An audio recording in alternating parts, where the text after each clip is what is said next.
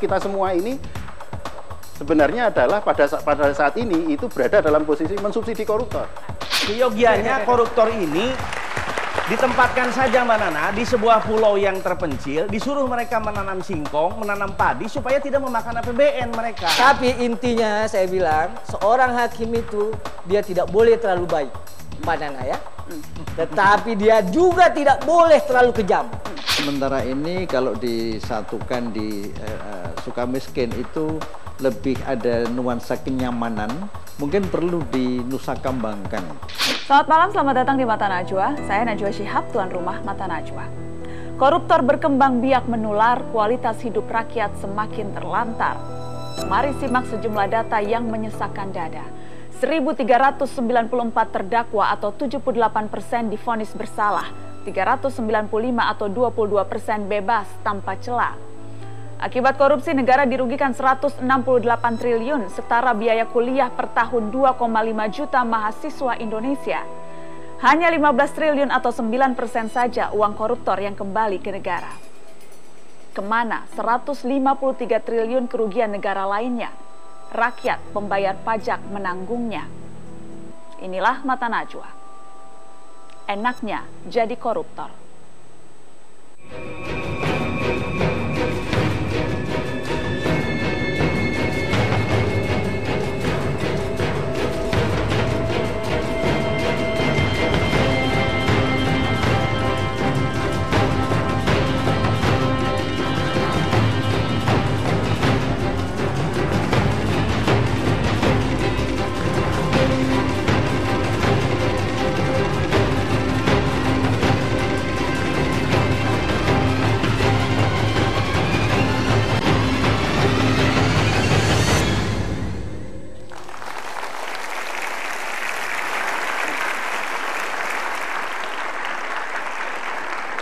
Pemirsa, korupsi terus merajalela, para pelaku tak juga jera karena hukuman yang diterima dinilai cukup ringan.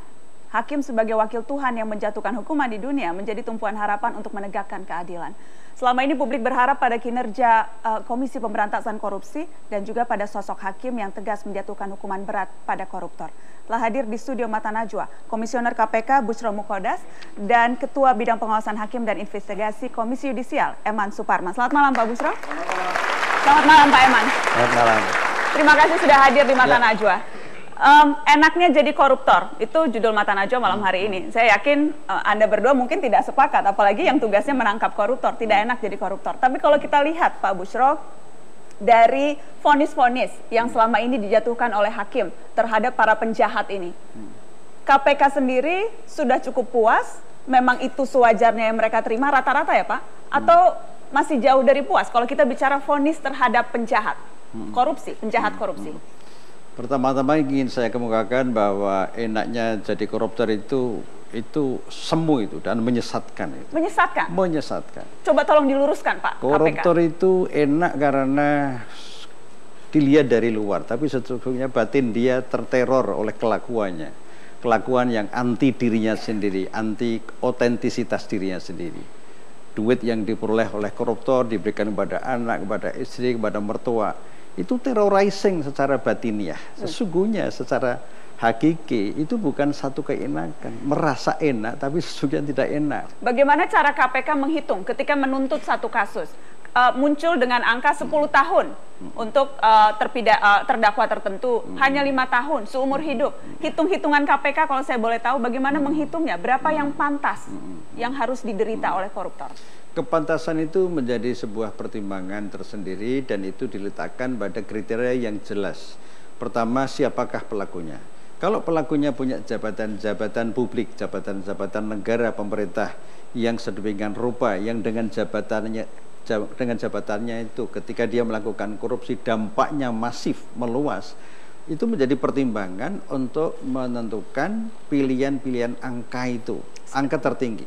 Nanti kita akan bahas hukuman-hukuman tambahan yang lain. Tapi kembali ke kalau kita hanya fokus soal vonis, tadi jawaban Anda Pak Buchro, ada rata-rata puas atau tidak puas? Boleh saya minta kepastian lagi, puas atau tidak puas KPK? Dari belum puas sudah mulai bergerak kepada tingkat puas tapi masih terbatas. Jadi masih 6 atau 7 lah ya? Iya.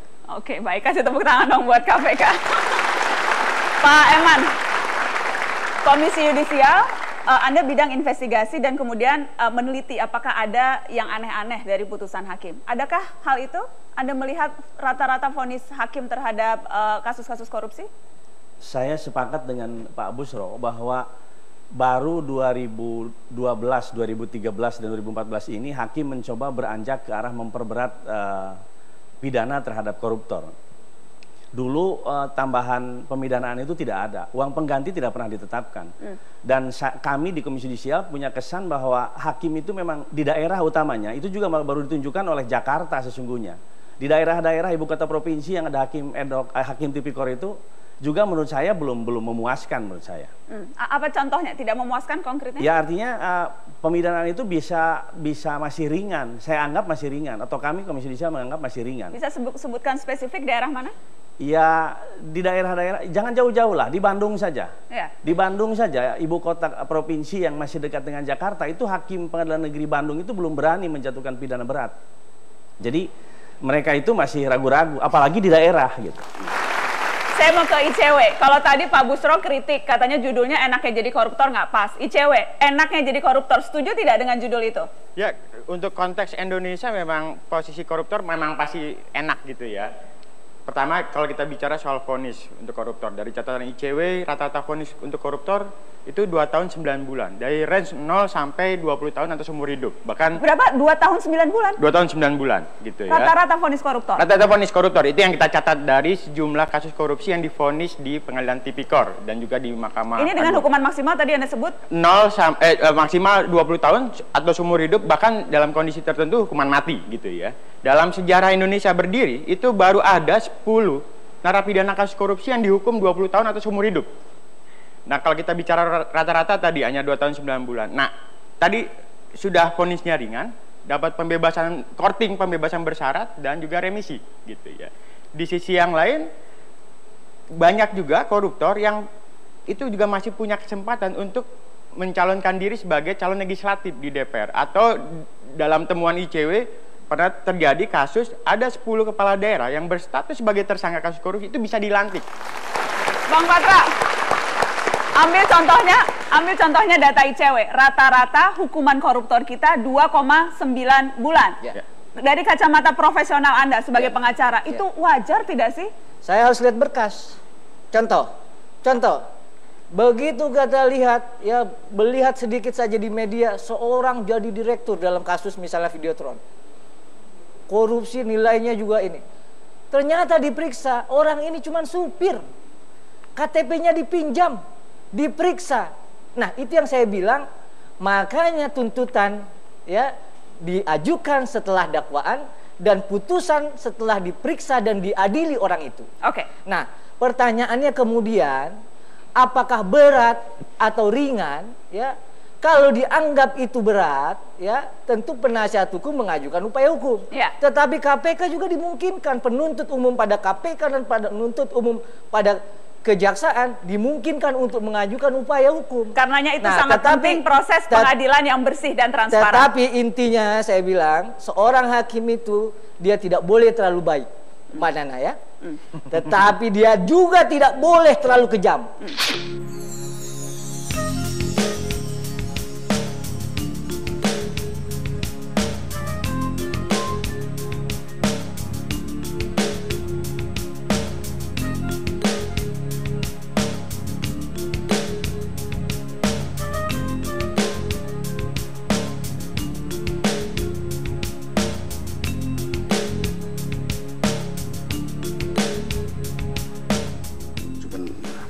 Lama kan Pak?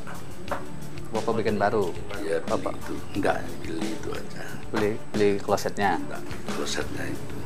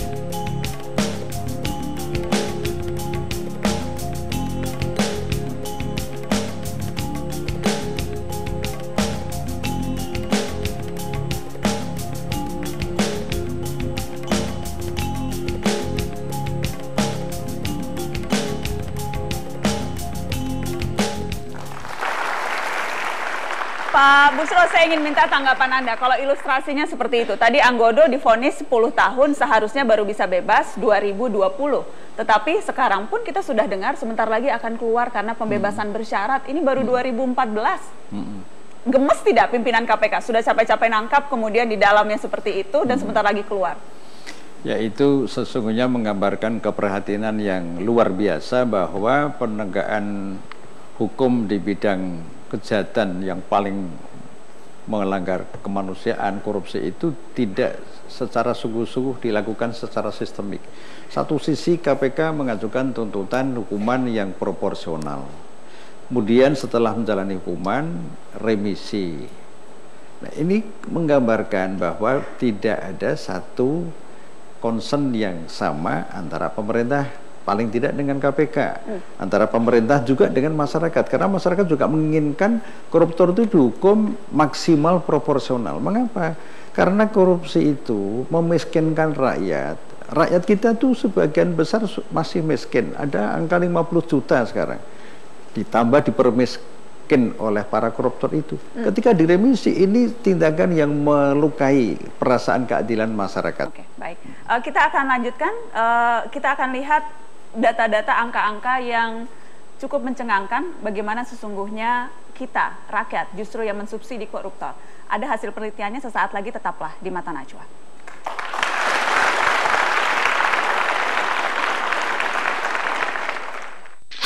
Promote yang harus diberikan penyadaran kepada masyarakat bahwa kita semua ini sebenarnya adalah pada saat ini itu berada dalam posisi mensubsidi koruptor.